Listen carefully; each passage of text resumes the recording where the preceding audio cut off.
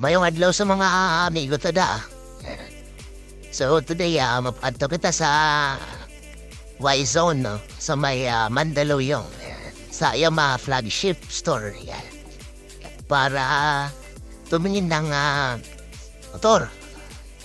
Kasi para hindi na rin tayo malate. Para mas mapabilis yung ating biyahe.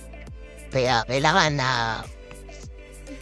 bumili na tayo ng ating service. Ilang minuto na lang, makaparating na tayo sa ating pupuntahan. So, samahan niyo ako. Tara.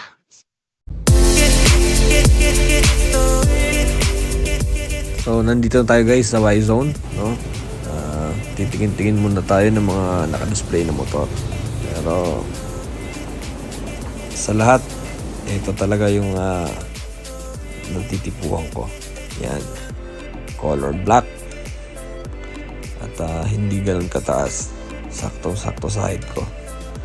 Yan. So, ito yung Yamaha MT-09. Yan. 2023 model.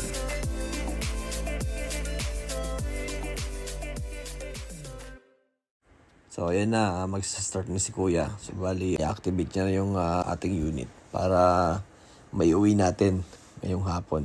Kaya tara na. Bayaran na natin para hindi na tayo magtagal dito.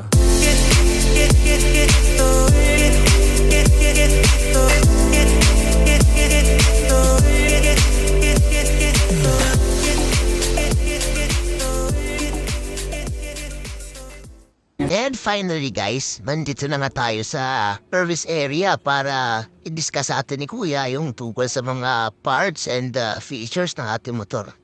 Kaya excited na akong may rides ito. At dahil excited tayo, pinilit natin guys na ma-deliver na yung gabi yung motor. Para bukas na umaga, may brum-brum natin at may test ride. Yan, so ibinababa na nila ng dahan-dahan. Yan. Dahan-dahan. Op, op. Yan. Napakaganda. Yan. Alright. Poging-pogi. O siya. Bukas na ulit. Susubukan natin matulog pero ewan ko kung makakatulog ako nito. Thank you for watching.